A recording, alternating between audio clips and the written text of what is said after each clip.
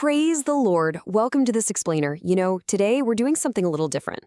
I want to take you on a deeply personal journey into an ancient text that, to be totally honest, recently pulled me through some of my own intense struggles with self-doubt. We're going to be looking really closely at Exodus chapter 6, because what starts off looking like this straightforward historical account of liberation, it's actually a profound psychological blueprint. It shows us exactly what happens when a monumental, life-changing calling collides head-on with our deep-seated human insecurity. Right out of the gate, we get hit with the sheer magnitude of the promise God makes here. It says, "I am the Lord. I will bring you out from under the burdens of the Egyptians, and I will deliver you from slavery." Guys, this isn't just some mild, hey, let me give you a hand offer of assistance. No way. This is the ultimate lifeline being thrown to a people in an utterly desperate situation. It's the sweeping, massive promise of redemption, backed by literal, universe-altering power. But, as we're going to see, delivering this incredible news, well, it requires a messenger. And our messenger, let's just say he is far from confident. I actually have to share a personal realization with you all about this. I was reading verse 12 recently, and it just completely struck me. I mean, think about it. God has just handed Moses the ultimate mission, free an entire nation. And Moses, he essentially looks at God and says, yeah, I can't do it. I felt that exact same ancient anxiety in my own career. It's that completely modern phenomenon we call imposter syndrome, right? Feeling like an absolute fraud, feeling entirely unequipped for the job in front of you. And I gotta say, it is deeply, deeply comforting to see that even historical titans struggled with feeling so totally inadequate. So before Moses even goes to face the ruler of Egypt, he goes to his own people to share this incredible liberating promise. And the result? Well, verse 9 tells us they didn't even listen to him because of their broken spirit and harsh slavery. Let's use an everyday analogy to put this into perspective. Imagine being trapped in this deeply toxic, completely burnout-inducing workplace. You are so drained, so overworked, your morale is just entirely crushed, to the point where even if someone walked right in and handed you a winning lottery ticket, you'd be too exhausted to even reach out and take it. That is exactly where the Israelites are. They are literally just too broken to even accept good news. And this brilliant little moment sets up the central conflict of our explainer today. On one side, you have God's clear, unwavering command, go in, tell Pharaoh.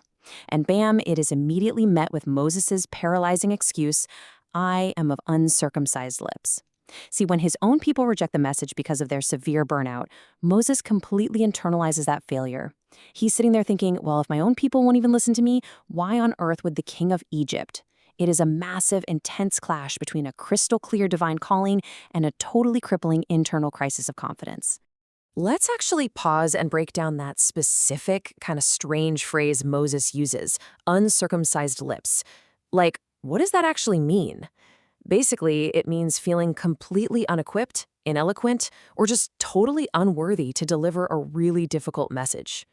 Let's ground this with a real-world example.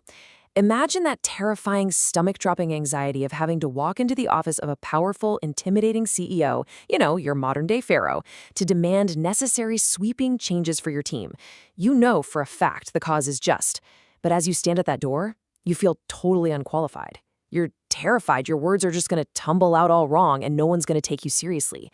That is the exact terror Moses is experiencing right here.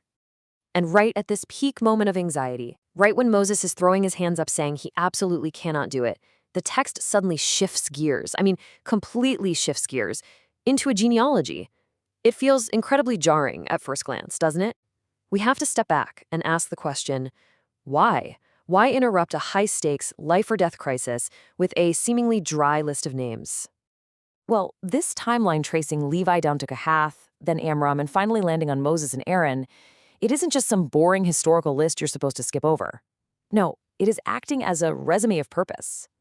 See, in ancient texts, lineage is identity. The text literally pauses the drama to build this solid, undeniable foundation that proves to us Moses is not some random accident of history. Not at all. He is exactly where he is supposed to be, born for this precise moment. Let's look a bit closer at the roots of this calling. The text explicitly connects them way back to the ancient covenant of Abraham, Isaac, and Jacob. And notice the lifespans recorded here. We're talking 137 years, 133 years. This signifies incredible endurance, a really deep, lasting legacy. It beautifully illustrates this idea that our own deep roots, our personal histories, and the sheer endurance of those who came before us, those are the exact things that often uniquely qualify us for the hardest tasks we face. Moses isn't just standing out there alone, he is standing on generations of history. So, the absolutely crucial point here is how this whole genealogical interruption wraps up. It doesn't just list a bunch of names and wander off. It circles right back to the crisis with laser focus. It says, "These are the Aaron and Moses to whom the Lord said, 'Bring out the people of Israel.'" The text is literally using their history to validate them directly. It's the narrator's way of confirming that, despite Moses' self-doubt, despite his uncircumcised lips, he and Aaron are unquestionably the chosen messengers. Their pedigree entirely silences the imposter syndrome. So, how do we actually bring this ancient wisdom into our modern lives?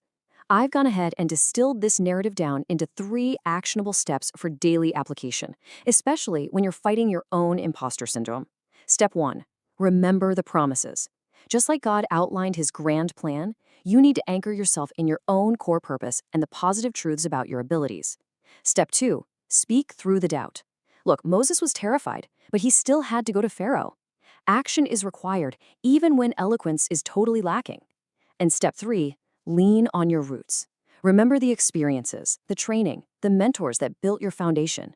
You are not an accident. Your history has prepared you for your tasks. As we wrap up, I want to leave you with this final provocative question. Think about it. What Pharaoh are you afraid to face today? What is that intimidating conversation, that massive project, or maybe that daunting leap of faith where you feel completely 100% unqualified? Just remember, even the greatest historical figures felt exactly the same way right before they changed the world. If you found this explainer helpful, and hey, maybe it gave you just a little bit of courage for your day, please be sure to like, share, and subscribe so we can keep bringing you these deep dives. Thanks so much for learning with me today.